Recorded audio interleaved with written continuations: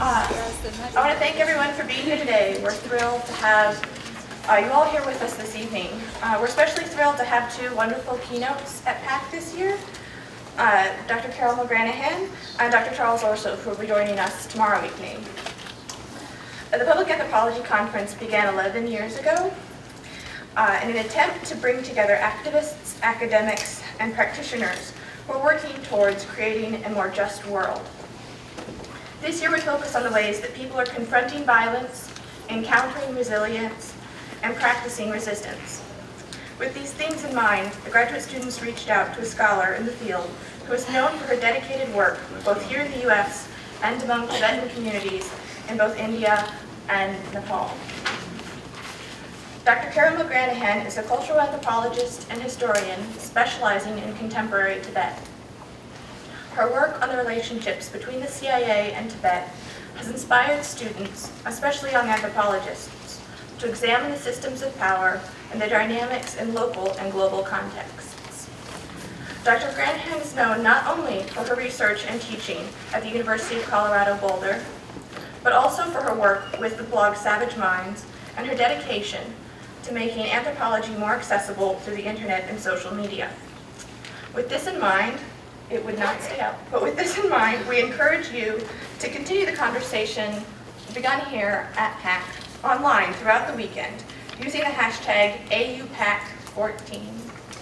It still works even though the sign doesn't. Ladies and gentlemen, please help me join me in welcoming Dr. Carol McGranahan.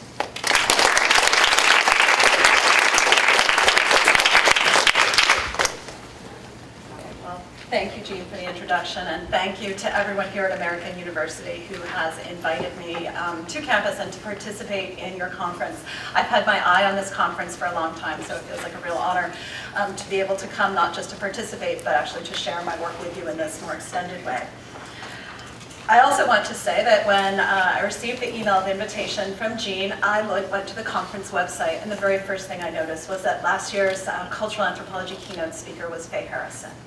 I have to say those are magnificent, wonderful, and inspiring but a speaker to follow, someone who has inspired me for the entirety of my career. So just want to acknowledge her contributions and the fact that she was here last year. I wish I had been here with you for her talk. The very first book I took off my shelf in thinking about what I might want to speak about for this conference was, in fact, Faye Harrison's, and it was Decolonizing Anthropology, which first came out in 1991. And as I thought about what is it that I want to speak about, I thought back to the words and the writings of one of my professors when I was a graduate student at the University of Michigan, and that's the late Fernando Coronil, who wrote not only of decolonizing anthropology, but of imagining what a post-imperial anthropology might look like. So also, with him in mind, I've written my talk for you today. What I want to start with, let's see if I can make my fancy thing work. Maybe not. Definitely not that direction. Hold on.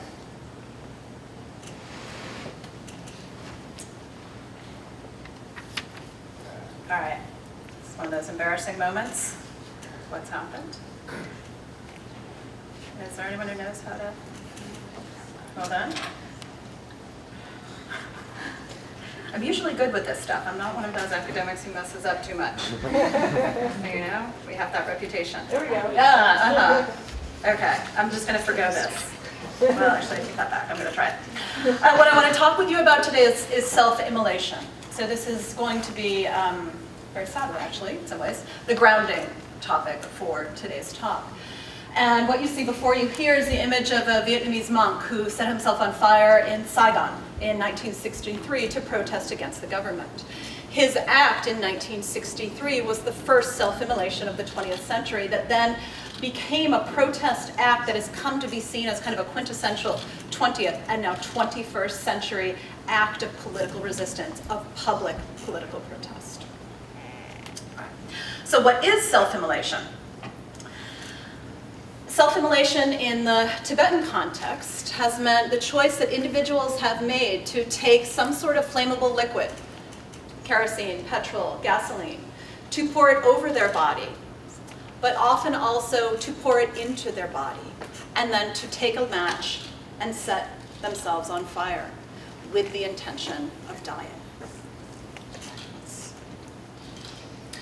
138 Tibetans thus far have died, well, have set themselves on fire. Okay, the great majority actually have died as a means of their protest. There are a small number of Tibetans for whom we do not know if they are still alive or not, because when they were in the burning state, their body was confiscated by the Chinese police, and no information has been released to their families about whether or not that individual is alive or dead. As you can see here, actually you might not be able to read the entire text, 118 men have set themselves on fire through self-immolation, and 20 women. The majority have been young men, but they have been individuals of all ages, as young as 16 and as old as 64. The majority have taken place in Tibet itself. Tibet is currently occupied by the People's Republic of China. It's a colonized country. And 130 of the 138 self-immolations have taken place in Tibet. The others have taken place either outside in Nepal and in India, where the centers of the Tibetan refugee community are, and one Tibetan woman actually self-immolated in China. A third of those who have chosen to self-immolate have been religious figures, both monks and nuns, and so Buddhist monks and nuns, that is. 3 of them have been Rinpoches, and Rinpoches are reincarnate lamas, so incredibly special people and beings within the Tibetan community, but people of incredibly high religious, social, and also political significance within the community. But the majority of the people who have self-immolated have been ordinary people, people from all walks of life: farmers, nomads, students, carpenter, taxi driver, parents, everyone. This is Thupten Ngodrup. Thupten Ngodrup was the first Tibetan to self-immolate, and he did so in April 1998 in Delhi, at the end of a 40-odd day hunger strike that had been taken on by 6 Tibetans under the auspices of the Tibetan Youth Congress to try and get the world, specifically the UN, to move on the Tibetan issue, on the Tibetan struggle. On, I believe it was the 47th day of this hunger strike, the Indian police came and rounded up the Tibetans, forcibly ending the strike and bringing them to hospital, because in India it is illegal to commit suicide. Thupten Ngodrup had been tending to the hunger strikers as a volunteer, taking care of their needs, helping them to the toilet, helping them to consume, just keep down water, massaging them, right? Trying to help ease some of the pain that they were in. While the police were rounding up the hunger strikers and general chaos ensued, he ducked into a public toilet that was right, across the way, and came out in flames. He had an audience with His Holiness the Dalai Lama while he was in the hospital, so was able to kind of have his passing right before he died recognized and have a conversation with the Dalai Lama before he died, but he died soon after his self-immolation. The very first. There was no history, it remains no history of self-immolation in Tibet. So Thupten Ngodrup's self-immolation was the first. There were no more self-immolations for a very long time, from 1998 until 2009. And then in 2009, a young monk at Kirti Monastery self-immolated on the anniversary of an attack, a very brutal attack on the monastery and the whole entire region by the Chinese police, in which numerous monks and ordinary people as well had been brutally attacked by the Chinese police. He set himself on fire, and then we had, 11 years later, the second self-immolation. After that, we had a couple until the summer of 2011. So now about 2.5 years after the self-immolation of 2009. And then from the summer of 2011 until now, there have been at least 136 self-immolations. We do not know if that is the entirety of them. There is no press in China, in Tibet at all. There are no foreign reporters stationed in China at all, 0. So there is no way for information to come out of Tibet unless it's from the Chinese media or it's citizen media. Just local Tibetans videotaping, taking still photos, calling friends, trying to get information out. But it's very difficult to get information out of China.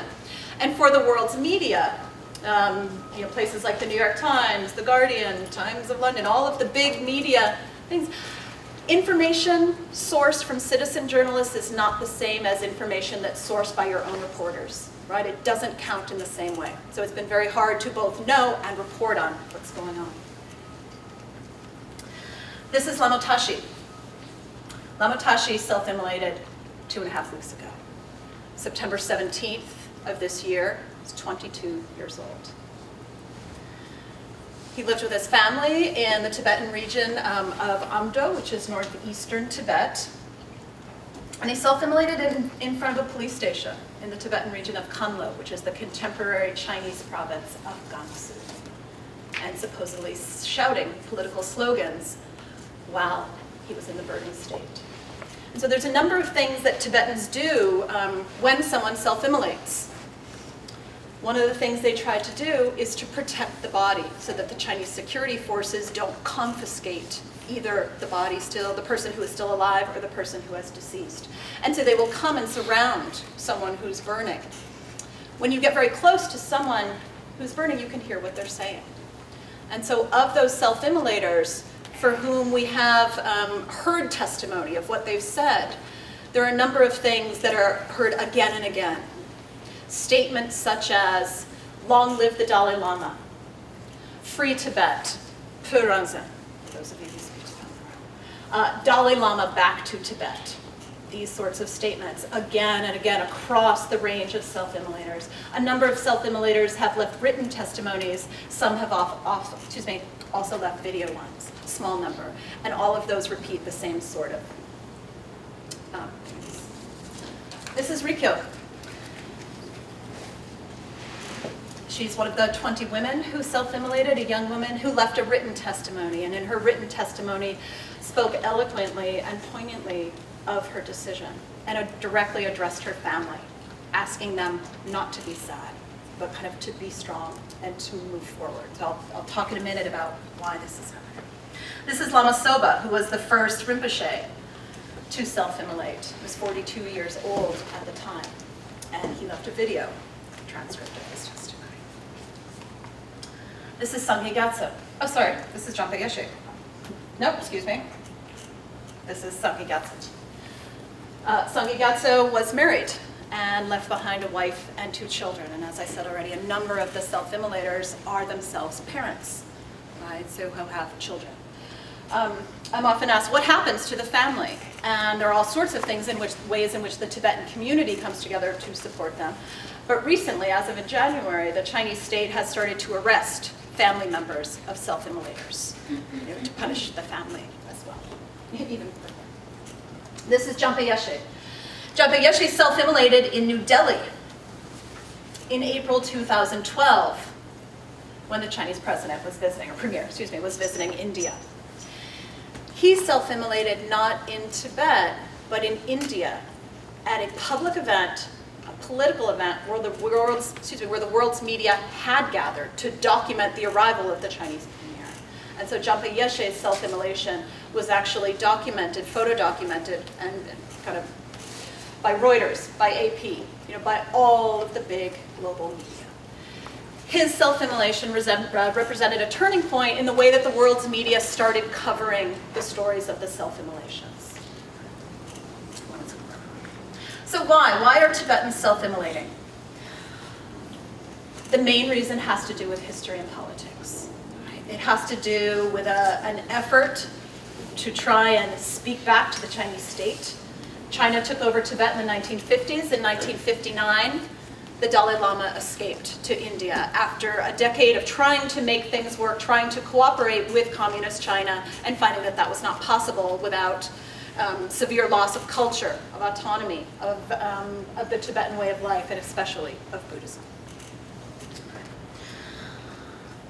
The self-immolations, thus, are a form of protest, speaking directly to the Chinese state on issues large and also on issues small. So on the general issue of the loss of Tibet, of the Tibetan state, of the loss of the Dalai Lama, right, in his home country. Also on issues having to do with more immediate things, the resettlement of nomads and this making them, creating a sedentary homes for them, no longer allowing them to be nomadic. Specific instances of repression in monasteries. Specific attacks on villages. In addition to protest, however, the self-immolations are also a form of communication. They're a way in which Tibetans are communicating to other Tibetans in a new manner. And so one of the other things that's both spoken by the self-immolators themselves, but is seen not just often, but always, it seems, in the ways that Tibetans in and outside Tibet respond to the self-immolations, is that these are a new call to unity among Tibetans, to put aside whatever differences might exist within the community and come together in this moment. Okay, so that's very important. The last thing is that these are seen as offerings. And this is something that sometimes folks will ask me, or my students will ask me, well, isn't this against Buddhism, right, to do this? And I say, well, actually, no, not necessarily. That question, we might need to phrase that differently. In many ways, Tibetans see this as a sort of, and again, this is not a historical practice, of offerings one's body in flames, right? However, fire offerings are something that Tibetans have been making forever, to the deities. And fire, as with water, is something that anyone can offer and has a particular potency, a light. So in that offerings in general are something that are made to the gods, and that fire offerings in particular are something within the Tibetan tradition. It is often seen that these acts themselves are a very specific, a very dramatic, right, offering of fire. So the response of the Chinese government has initially was sort of to deny and ignore. As time went on and more Tibetans self-immolated, their response became actually to crack down more. So it is now illegal to self-immolate. However, it's often hard to punish the person after the fact, so now we do have families getting in trouble. We have whole towns getting in trouble. We have monasteries being penalized for having someone self-immolate. All right, so all sort of punitive measures have been placed on Tibetan communities because of this. The response of the world has been a little patchy. 138 individuals have chosen to set themselves on fire because of the situation in Tibet.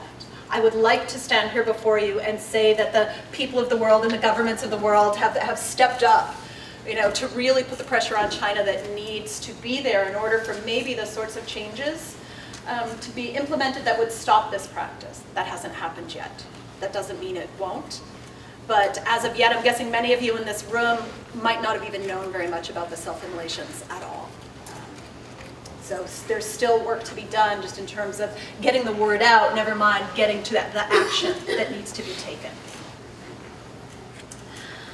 So in the spring of 2012, the winter 2012 semester, I was teaching a class, Anthropology of Tibet class that I regularly teach. And I received an email out of the blue from Ann Allison and Charlie Pio, who are the editors of the journal Cultural Anthropology.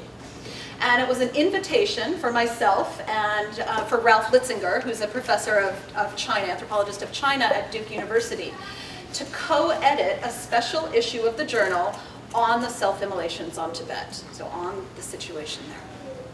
And at the time, I had been talking about this with my students. I was teaching a class on Tibet, and so of course, I was telling them, as I always do, what was going on in Tibet, as we were making our way through the semester. And it was a particularly difficult time to be teaching because I did not know what to say to the students other than to tell them what had happened.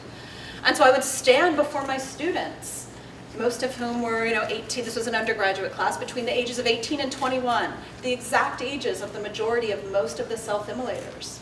And I would say to them, today, in Tibet, at 6 o'clock, at a time we haven't yet got to in Boulder, right? Someone chose to end their life through self-immolation, right? To speak to their occupying government, to speak to their own community, to speak to the deities who they also want to communicate with, to speak perhaps to us.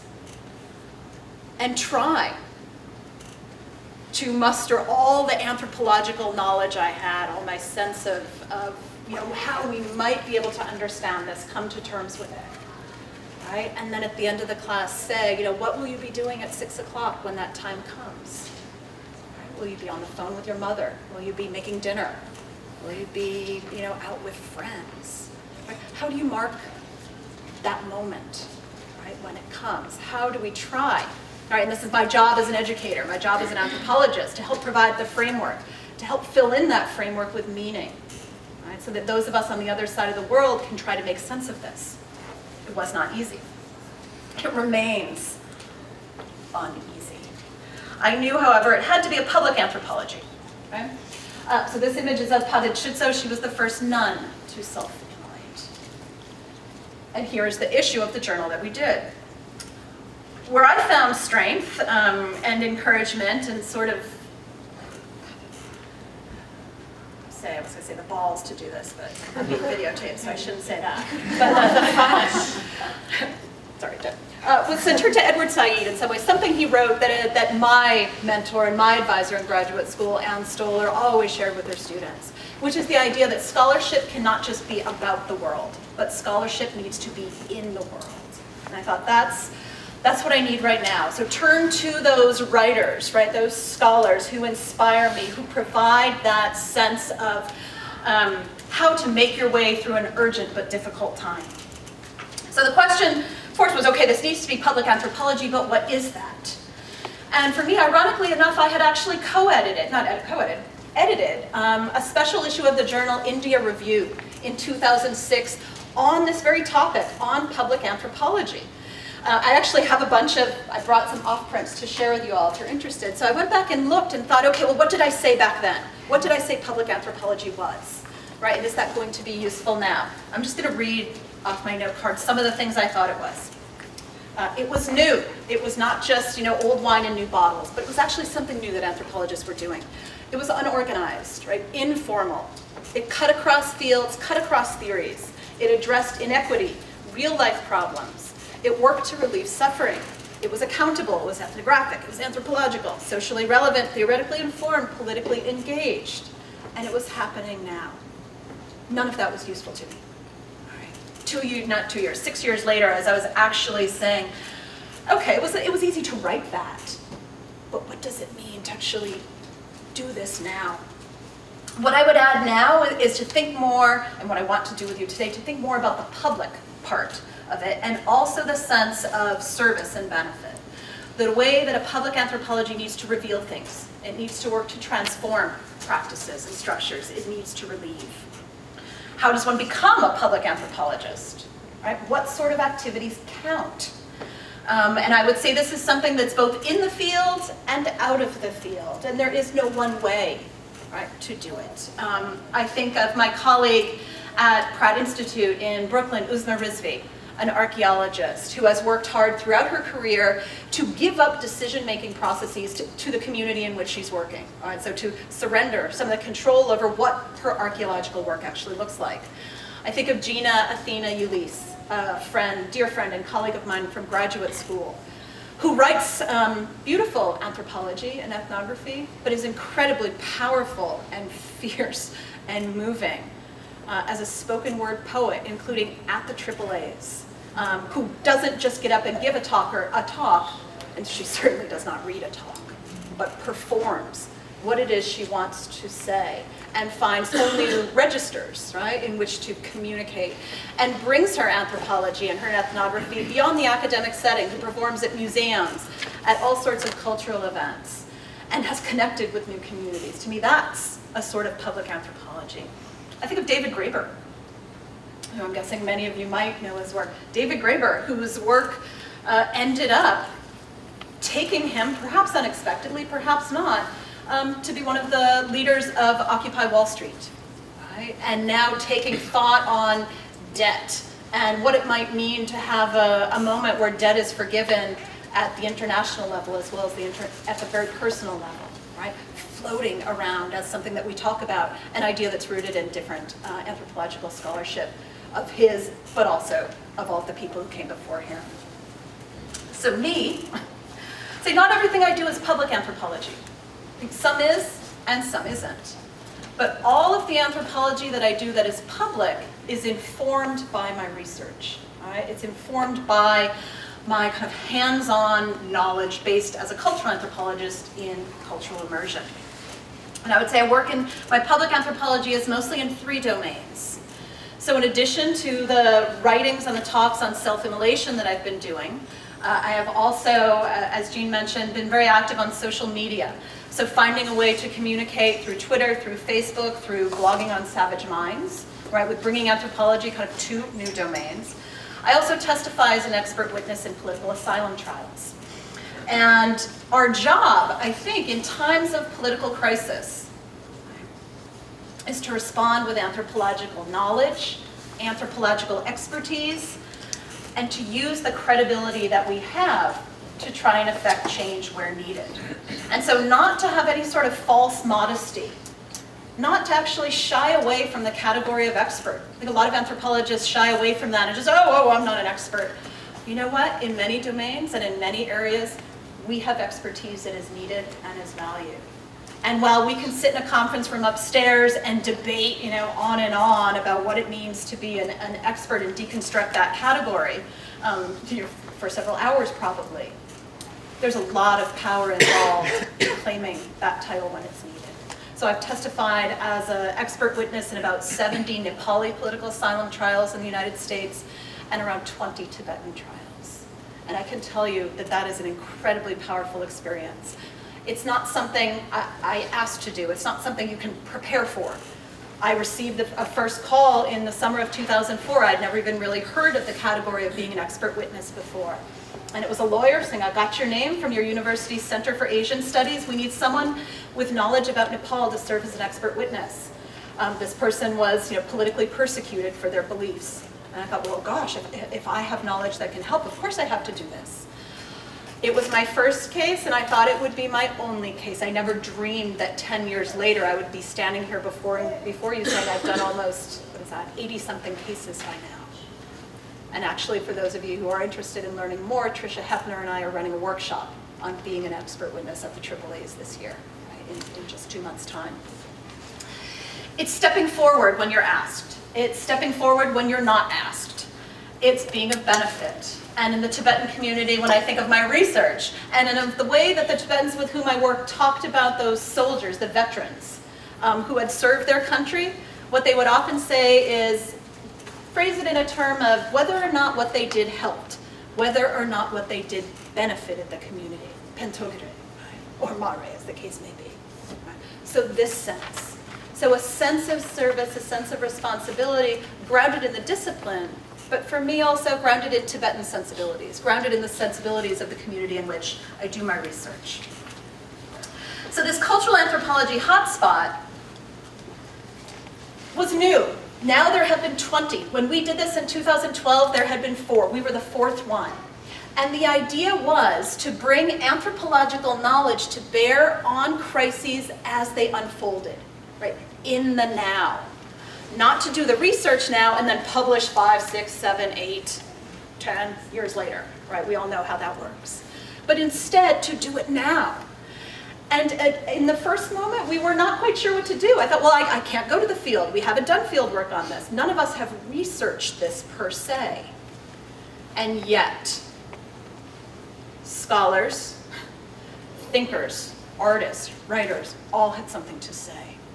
So Ralph Litzinger and I got 20 scholars, writers, artists from around the world, not just the United States, Tibetans and non-Tibetans. I'm actually happy to say that one of the contributors to that issue is right here with us in the room, Vasan Gatsu. And everyone responded in the moment. We were asked in late January, we went live with this website in early April. 20, can you imagine that? 20 scholars doing a project, a publication project in just over 2 months. So this has now been out about 2.5 years. I want you to think in your head of your dreams for how many people might read the book that you eventually write, or the books you write. I contacted Tim Elfenbein this week to see how many visits, how many hits, how many people have read this. Are you ready? In 2.5 years, 17,000. That's a lot of people reading. This is public anthropology, right? This is a new form of writing. All of the essays in this are all around 1,000 words long. They're not long, right? But they're drawing on kind of deep knowledge, deeply felt passions as well. Okay. Paul Stoller, in an essay that came out this week on Monday, said that right now, this current moment is an anthropological one. Okay? The question for me is why? You know, this isn't the first time that anthropologists have felt a sense of responsibility in the world.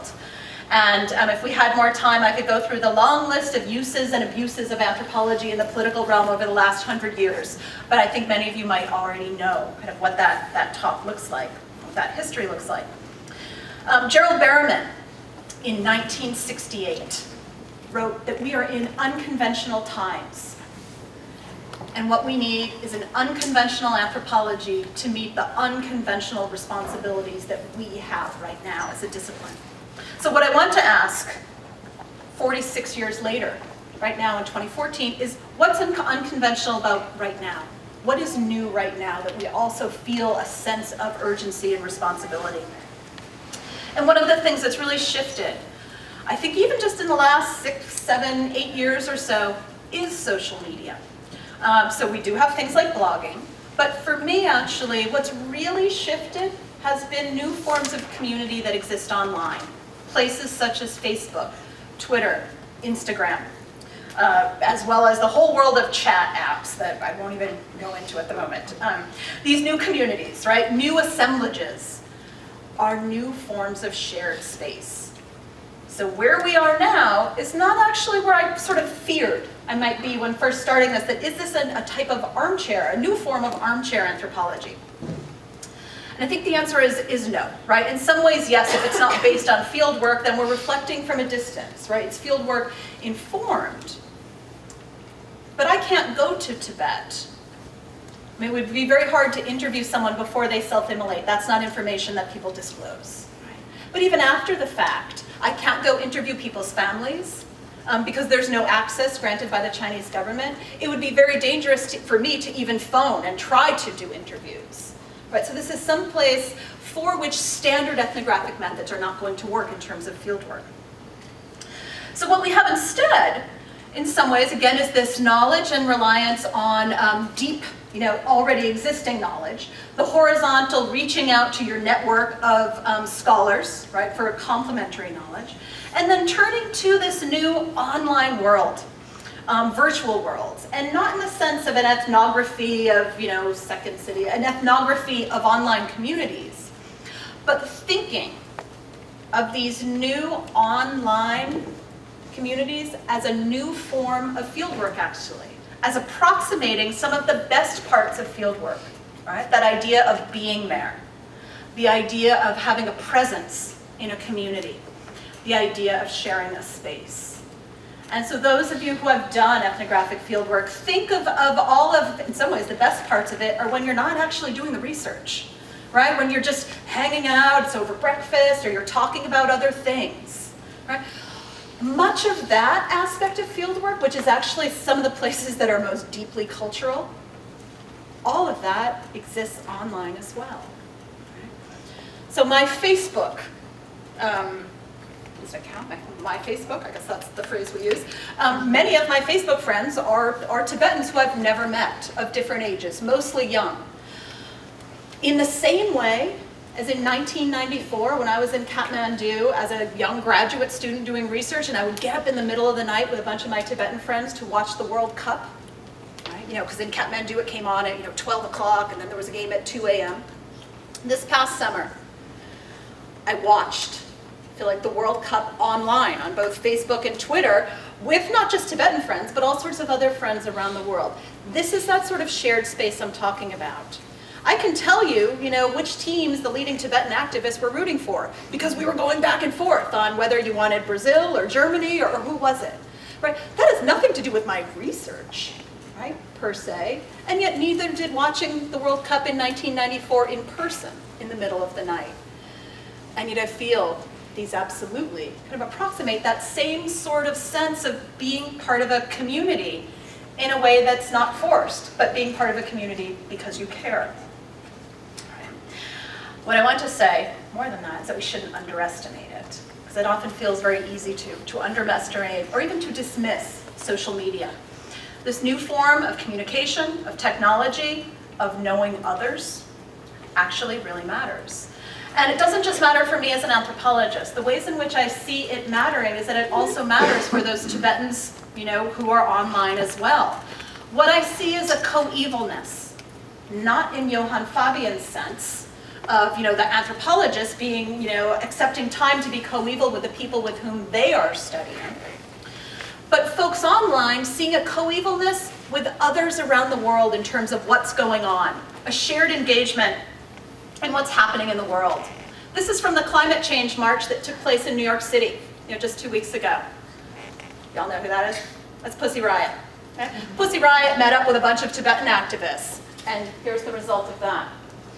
It's things like this that were flying throughout, right, the interwebs over the last couple of weeks. Scotland today, Tibet tomorrow, as well as some more, not necessarily more pointed, but more detailed, right? Scotland, democratic vote. Tibet, the very idea would get you jailed. The Tibetan flag is actually illegal in Tibet.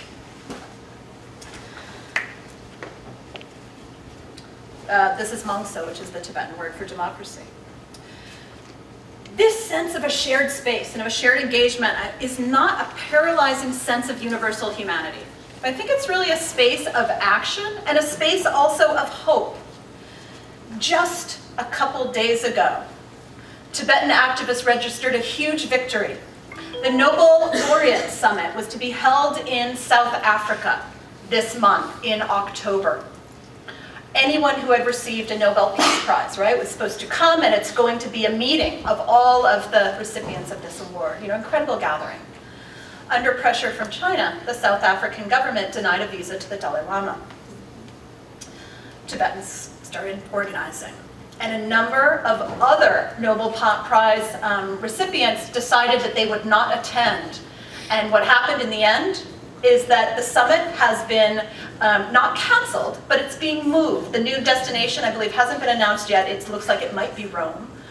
But that is an incredible victory, right? The actual moving of a major summit will not be held in South Africa. The hope is that this sort of action, will also take place in Tibet as well.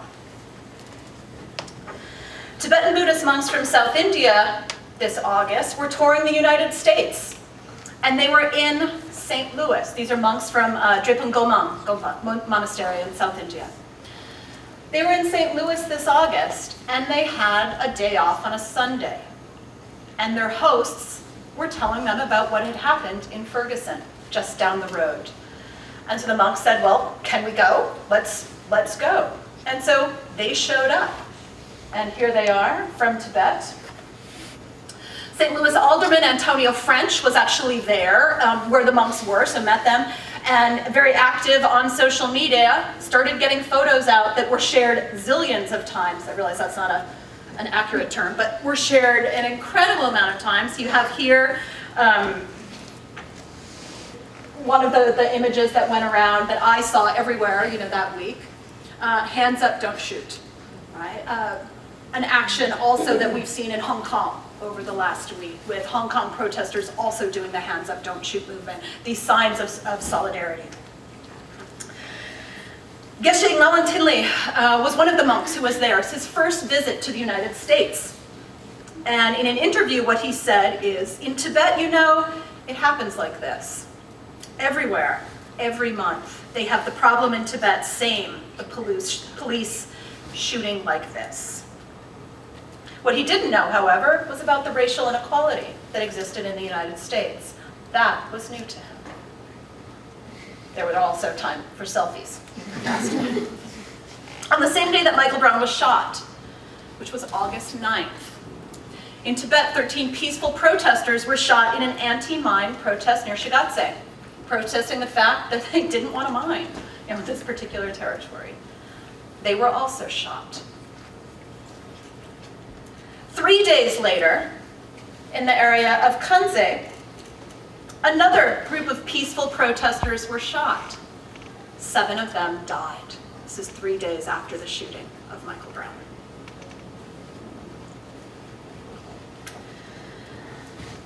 Anthropologists have been writing a lot about Ferguson, including just this past week, a piece, a very poignant piece by Whitney Battle Baptiste up on Savage Minds about the difficulty of trying to write while watching and feeling and living, right, this experience of Ferguson unfolding in the shooting of Michael Brown. And there are many issues here. Issues about the police, issues of inequality, the militarization of society, questions of civil rights, but mostly about race and racism. Leif Mullings has been writing for many years about the need for an anti-racist anthropology. Ann Stoller has been writing about how an anthropology of racism can't be redemptive, right? Can't be something that absolves guilt. A critical anthropology is needed of both race and racism. Faye Harrison, your speaker last year, asked, what is anthropology's responsibility regarding race in the post-civil rights USA, right? Here. We need to critique, she says. We need to theorize. We need to creatively intervene. So here, in the United States, the anthropology right now, right, what are our responsibilities? And in a really blistering, in some way, piece called Stop Killing Our Black Sons, the anthropologist Irma McLaurin writes, this is not the Gaza Strip. It's not the Gaza Strip, right? And yet we have to do two things. So one is to learn and to teach the specificities of different political crises, of different social formations, racial formations, imperial formations. But we also need to learn and to teach the connections between all of these. And you can see here, this sign, the Palestinian people sending all sorts of tweets and messages, including how to best protect yourself, in the case of bombing. Racial oppression and imperialism have been and remain central and constitutive features of the US social formation. Those are the words of Nicholas DeGenova, anthropologist.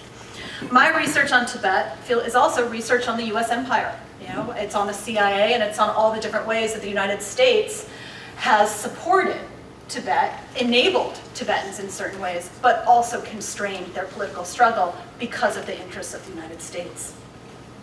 What we see in Palestine with Israel, similar stories. Colonialism, military occupation, and also very much the hand of the United States. Right now, for anthropologists, we have going on a movement. Are we as anthropologists going to sign on to the BDS movement, the boycott, divestment, and sanction movement that is a call from Palestinian civil society? A group just formed, just went live on social media this week. Couldn't believe everything that was happening as I was preparing my talk.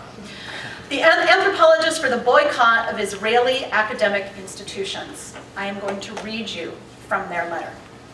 We seek to practice what the AAA calls an engaged anthropology that is committed to supporting social change efforts that arise from the interaction between community goals and anthropological research. Anthropological research has illuminated the destructive effects of the Israeli occupation on Palestinian society, and the Palestinian community has called for an academic boycott of Israel as a necessary step to ensuring Palestinian rights, including the right to education. You don't need to be an anthropologist to make these sorts of connections. That is not the image I wanted. This is the Palestinian flag and the Tibetan flag together. This is graffiti from India. Geshe Tinley, the monk whose quote I read to you before from Ferguson, told the reporter he was speaking to that the monks say daily prayers for everyone who is suffering in Ferguson, in Gaza, in Iraq, and everywhere else. He said, I cannot do anything, but I can pray. In an article that came out just last year in the Journal of the Royal Anthropological Institute, the anthropologist Joel Robbins, and his article is titled Beyond the Suffering Subject, Toward an Anthropology of the Good. Joel Robbins argues that the suffering subject slot, so the suffering subject as the sort of anthropological subject that basically came after the savage slot, as so forcefully articulated by Michel Roth-Trio, right, and the idea of the other, that the suffering subject fixed the problems of the savage slot in that we no longer needed an other, because instead we had a universal position that could be filled, right? All humans are capable of suffering, right? This vulnerability and pain is universal. But, he says, in this move, we lost some of our critical force, right, in the process. And we need to resuscitate that. What he said is that beyond looking at how people disregard and do violence to each other, we also need to resuscitate how it is that people create the good in their lives. We need to go from the savage slot to the suffering slot to the current moment. In addition to suffering subjects, we need ethnographic subjects, historic subjects, political actors. Looking at the way that people around the world are acting to actually create different and better futures. The suffering in self-immolations is not understood by Tibetans in the same way that the suffering subject is understood in anthropology. Right? This is not a position of weakness. Suffering is not, cowering in the corner at all. Instead, in this current moment, the self-immolators have turned suffering into a position of agency, into the agentive figure. I'm going to go back for a second. One of the stories that Tibetans often use to try and come to terms with what's going on is the story of the Buddha and the hungry tigress that you can see illustrated here in this art. And the story is that the Buddha was out for a walk, and he came across a tigress, a mother, with her 3 cubs. Actually, in this photo, this drawing, sorry, there are 5 cubs. But anyways, they're very hungry. And the Buddha can tell that the mother is looking at the babies, and the babies at her as if should they eat each other, right? There is nothing left to eat. They are starving to death. And so instead, what the Buddha does is he offers up his body to the tigers, so that the tigers can eat him and sustain their own lives.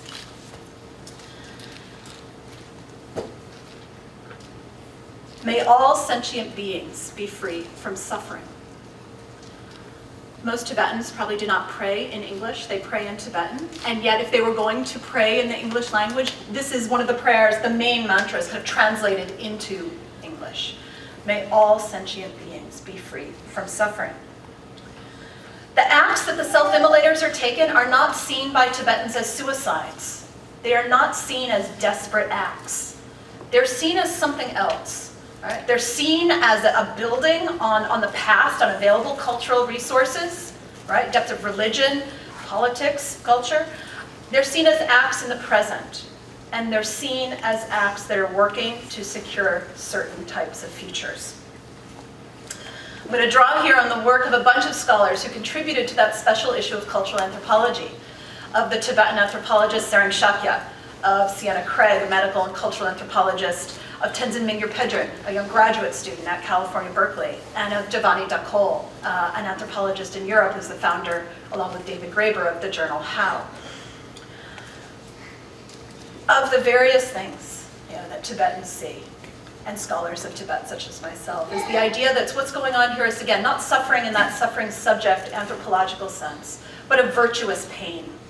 The offering of one's body to intervene and to eradicate, to take on the suffering of someone else. If we think of the body, as Giovanni da Cole does, as the prime site of sovereignty, that on the body is being waged a struggle for the state. There was no word for self-immolation in Tibetan, right? So Tibetans, I think, are still, there's actually a couple different combinations, right, of words and terms that are used. What is being done here is something new, right? A new effort to create change, a new response to conditions now, right, as they unfold. The impossibility, as Tsering Shakya writes, of making a meaningful life in Tibet today under Chinese rule. And yet, despite that impossibility, the insistence that we need to make the effort nonetheless.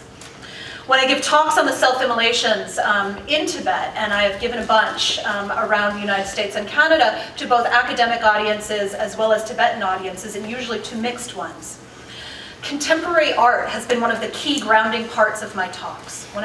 This is a talk for which I have no conclusion, and for which I can't do research, and I find the ethnographic located most strongly in artwork. Questions I'm trying to ask: how do we receive, right, these acts, these self-immolations? How do we move forward? piece is called Liberation by Karma Punsok, a classically trained Tibetan Thangka artist who currently lives in Australia. This is his most recent piece called You Wish. And he actually has a number of images of Mao Zedong, and actually I wrote an article called Mao in Tibetan Disguise that took me a long time to write until I realized that Karma Punsok's work was what I needed to understand the ethnographic stories, the oral histories I had been told about Mao in Tibet. This is a piece by Bongkar Gyatso, who is considered to be kind of the founder of contemporary Tibetan art, who was trained in Beijing and Tibet, now works in London. Here's a piece from Tenzin Rigdal, who's currently based in New York City. This is an image based on the Tibetan Wheel of Life. And if you might not be able to see the religious iconography here in the style, but I can assure you that all of these images draw very heavily, deeply on Tibetan religious art. This is a piece, from Aung San Sherpa. This is one from Tashi Norbu, who is based in Amsterdam, an image of the Buddha melting. And this piece of art, this print actually is by Losang Gyatso, who's here with us in the room today, and is an image of the woman, the nun, whose photograph is on the website for the Cultural Anthropology special issue on Tibet, and here is a print he made of her. Then, as I was working on this talk, a young Tibetan artist put up this image. He calls it Divine Evil. And the young artist is Nawang Jordan, who's based in Boston. And I, of course, I was struck by this on its own. And I thought, oh my goodness, is this, you can do your own interpretive work of what's going on here, but I wrote to him. I do not know him, other than through Facebook. We haven't met in person. And I asked Jordan, may I use your image for this talk I am doing, and can you tell me more about it? And so he wrote back to me and said, yes, you may use the image. And he said, when I first sat down, all I had was a general idea that I wanted to make a piece of art that spoke to police brutality against fellow citizens. He put that in quotes, around the world, that police officers were doing this to their own community. And across human history as well. And then he said, halfway through the making of this piece of art, Ferguson happened, as he was in the middle of creating this image. What he wrote to me is that he sees this as about power, about control, about anger, about hiding behind a mask, about hiding behind the authority of a tie. Right? There's all sorts of other stuff going on here. The one thing I want to draw your attention to right now, however, because it might not be something visible to those of you who aren't familiar with Tibet, is this halo around him, which is also iconographically kind of representative and reminiscent of a Buddhist Thangka painting. But he has made it in flames. Right? And he says the halo, right, the circle represents divinity, the idea of protection and a protector. And yet the flames shows this sense of an endless cycle.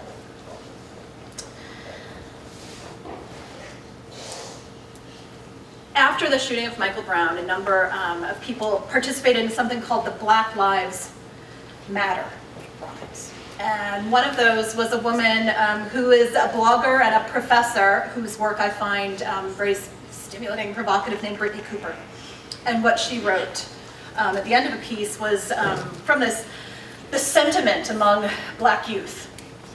We will make them hear us, see us, and feel us, or we will die trying. This is very similar to sentiments that I'm feeling right now coming out of Tibet. What we are experiencing in the moment is a shared world, but a shared world of unevenly distributed problems. These real-world collisions, real-world contradictions are shared only to some extent. And I'm drawing here on the work of Lucas Bessir and David Bond, who've been writing provocatively lately. This idea of the shared but uneven, the particular and yet the specific, kind of all in the same frame.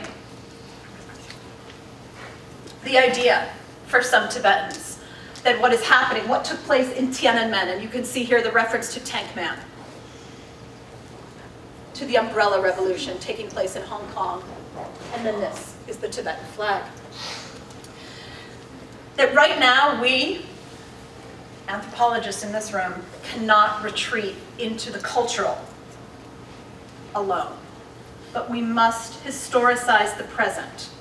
We must place ideas, relationships, inequalities in the complex political arena of the historical present. I was reflecting also on Sherry Ortner's piece, Theory and Anthropology Since the 60s, which she wrote in the early 80s. And she said, I think the key word for the coming decades is going to be practice. And in many ways it was. But then she says, but there's a second term I could have chosen, and that was history. And I think perhaps now the time has come for history. Ann Stoller and David Bond write that historical literacy should disquiet and discomfort rather than reassure. And what I want to say is that to disquiet is not to discount, but to situate logics of and work toward the good, toward a better future, toward change, in the context of all that has been confiscated, all that has been stolen, past, present, and future. What has been stolen from young black men, what has been stolen from young Tibetan women, such as the ones 10 days ago, whose bill when they were eating lunch at a Chinese hotel was higher than the prices had been on the menu. And when they left the restaurant, the owner's son of the restaurant got in his car and ran them over. And 3 of them died. Teenagers. What has been stolen and confiscated from the residents of Gaza, from people anywhere, from people everywhere? Us, anthropologists, our analyses, our inquiries, they matter. But they can't be separate from the world. They can't be liberatory or redemptive for just the anthropologist. They must be of the world, and they must be for the world. Thank you.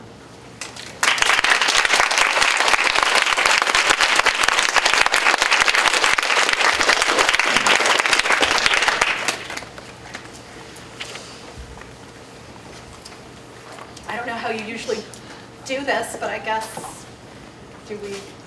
Oh, I wasn't expecting that.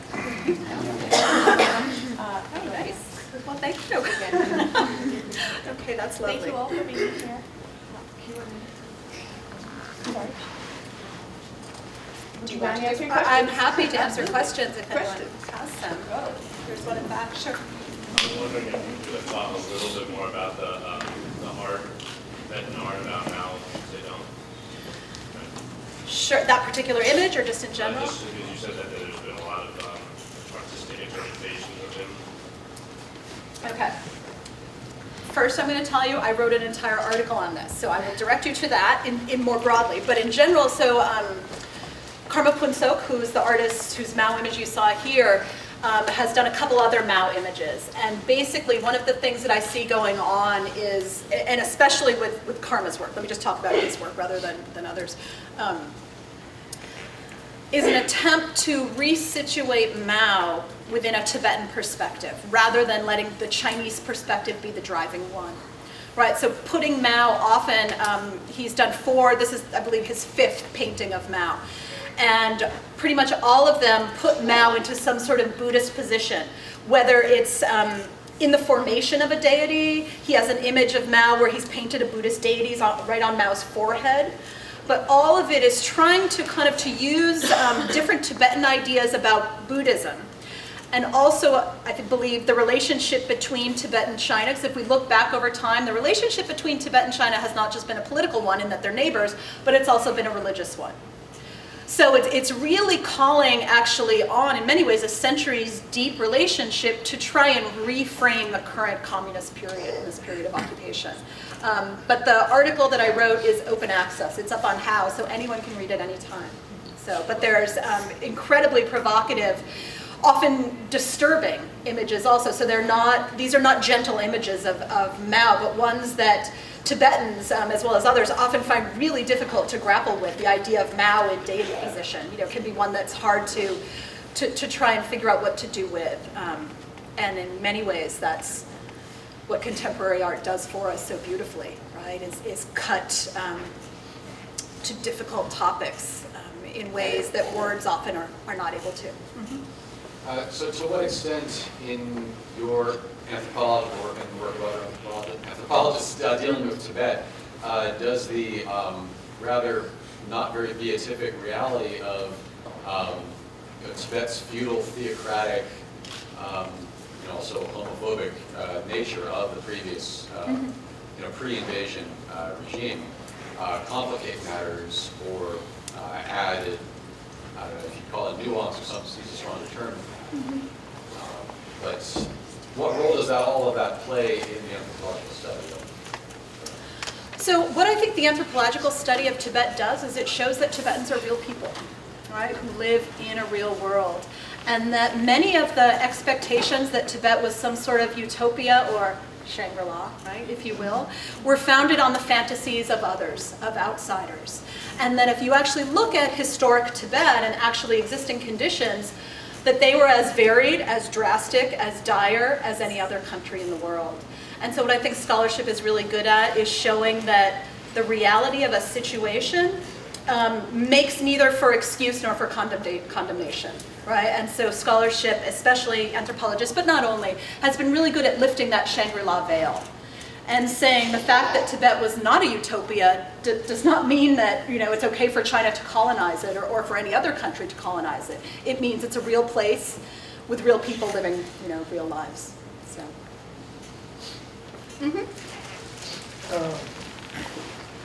When you talk about violence, the Gaza Strip, Ferguson, and other places, Tibet, do you see them as part of a major contradiction in a system that is global? And if you do, is this a culmination?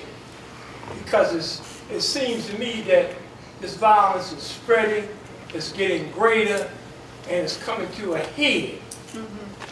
Do you see that? Or is that what I'm getting from you?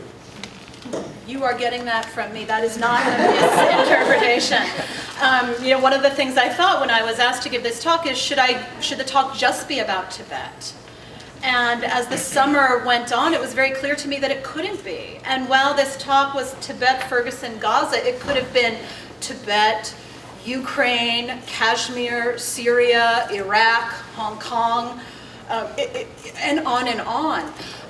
So what is it about the current political moment, right? And Paul Stoller has said it's an anthropological moment, in which I think what he means, and he doesn't elaborate that, is that it's a moment not just of the state, but also of the people.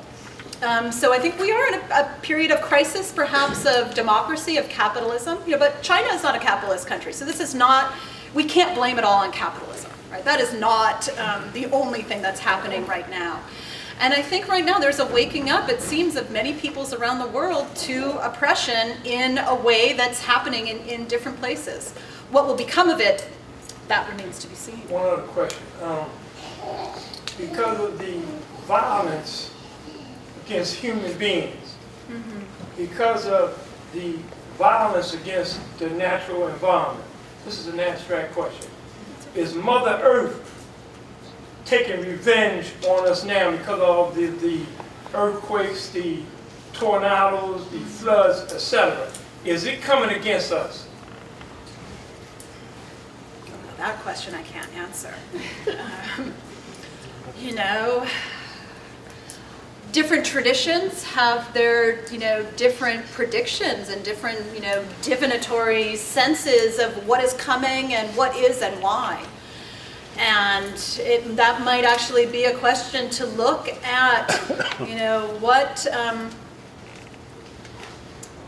what exists right now? What predictions are there for this moment across different traditions, right? That might be earth-based.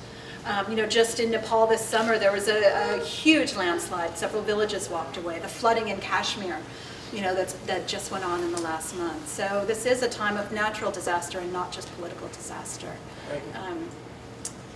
But I'm not sure I can speak fully directly for Mother Earth, but I think you might be on to speak. Yeah. Anyone else?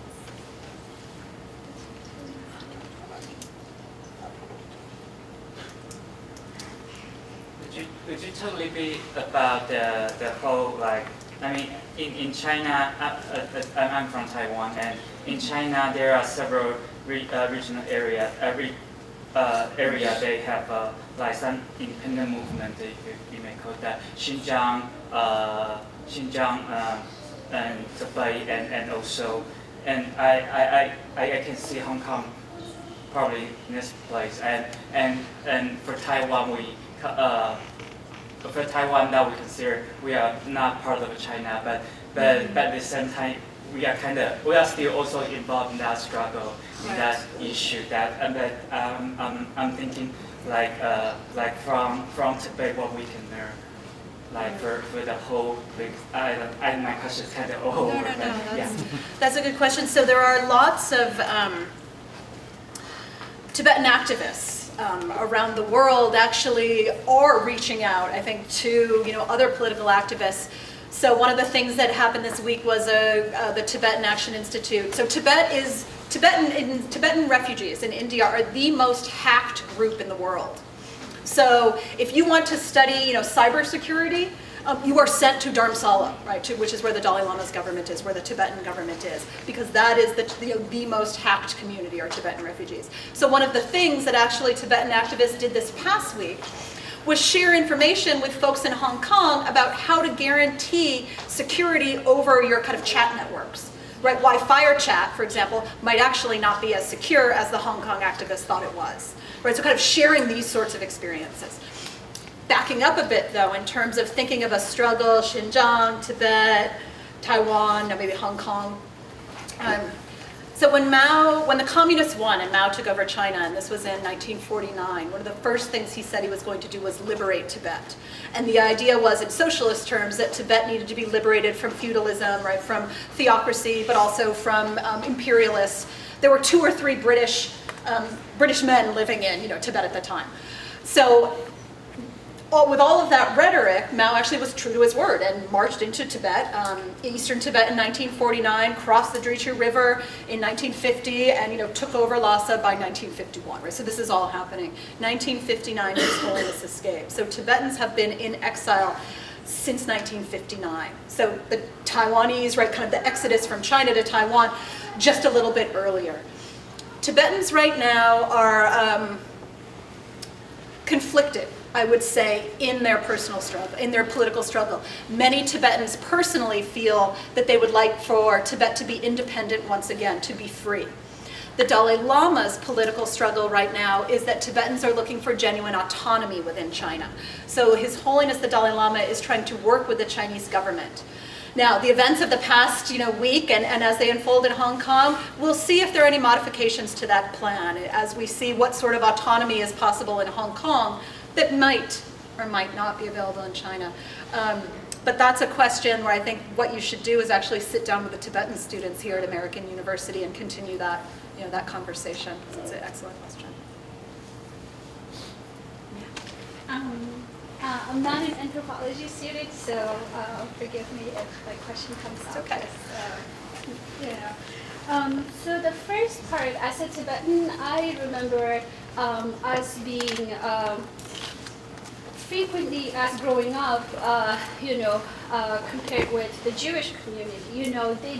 They were able to conserve their identity. They do this, they do that, and I think not until recently that when we actually started to sort of sympathize and, like you said, reach out to the communities in Gaza, and that sense of victimization, I guess that's what I'm going to get to, it's how does it work? Because I think for us, the Chinese see themselves as a victim, and so I don't know how it works, and maybe you can shed some light on it. And then the other one is, as I know the Tibetan community itself, it's a very religious society, but I think as the new generation comes up, maybe we're not as religious, So as a community, how, religion always has dictated our values, our morals, and as the new generation starts not, going that traditional path, how do we still define, you know, as a community, know what our values are, what our morals are, and you know, what really democracy or that freedom looks like for us? That's a hard question. So I'm glad you asked it though. So this is something that actually a number of Tibetans struggled with over the summer that kind of I saw play out before me, mostly on Facebook, which is, as you said, for many years, Tibetans have actually drawn a lot of hope and inspiration from the Jewish community and from the Jewish diaspora, and saying, look at what the Jewish community has been able to do since the Holocaust, right? In terms of maintaining cohesiveness of identity, of tradition, of connection. At the same time, right, over the last, I don't know exactly how long to date it, decade or so, maybe longer, there has also been an identification with the Palestinian struggle, right, and with other peoples who are seen as similar victims of political oppression. And I think you're allowed, in some ways, to have both, right? To identify both with the Jewish diaspora. The Jewish diaspora and Jewish people do not equal necessarily the state of Israel. Right? So you can pull those two apart, and we can talk about Israel as a state that makes specific choices and policy decisions, and you can talk about the Jewish people without having them stand in for Israel. Palestine presents a different problem in some ways for Tibetans because of Hamas, right? And so because of the question of military, struggle. So Tibet had, as you know, and I don't know how many of you know, Tibet had an army, a citizens' army that rose up in the 1950s to fight against the Chinese. This is actually the subject of my book, Arrested Histories, that's all about this army. And part of what I write about is how do you narrate a history of war in the present, right, when you have a policy of nonviolence, right? So how do you write a nonviolent history of war? Right? That's very difficult. And it involves all sorts of compromises and kind of, sidestepping things. But as I was saying, their history should disquiet, right? History should unsettle what we think we know and should unsettle our everyday routines and habits so that we can get to where we need to be. So in terms of thinking of a new Tibetan community, of a new sense of political motivation, of morals, of ethics, that perhaps aren't as firmly grounded in Buddhism as they once were. So I think to that Mangso, right, that image that I put up there, it's for Tibetans, for people like you, right, to define what does that mean? What does democracy look like when you have a Dalai Lama, right? What can democracy look like for a community that has been so grounded in faith, right? And the leadership, under religious leadership. But what I feel I'm seeing actually is that question being asked just as you've asked it here, and students and Tibetans from all walks of life, not just student age, asking each other that question and really talking it through, right? And kind of making it happen. So I feel we're in the moment, right? So we don't have the ability to reflect back on it because it's happening right now. So 5 or 10 years from now, we can see what we can see with new eyes what's unfolding right now. But it is happening, and you are part of it. So.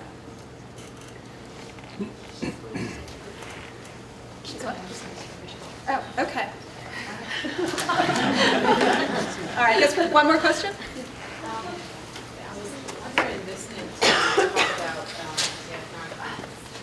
our research centers around identity, how it's informed by systemic identities, I call it. Okay. And I did ethnography on men, and I look at political imprisonment and how that informs that, and also how you transcend. And I was just speaking, and I called it like, what comes out of it, you wind up with collaborative anthropology, where it's not just you, it's the people, it becomes the we, not just the other. And you end up becoming transformed, the anthropologist. So I was wondering with you, what type of transformation, because you're engaging, you're participating, and you're stepping into a shared space. It becomes shared for you because you begin sharing this space. And I think that anthropology now has begun its own transformation to really get engaged, to participate, and that's what I'm hearing. But I think I'm asking like for yourself, and maybe that may be part of the process that anthropology has to go through as a whole to grow up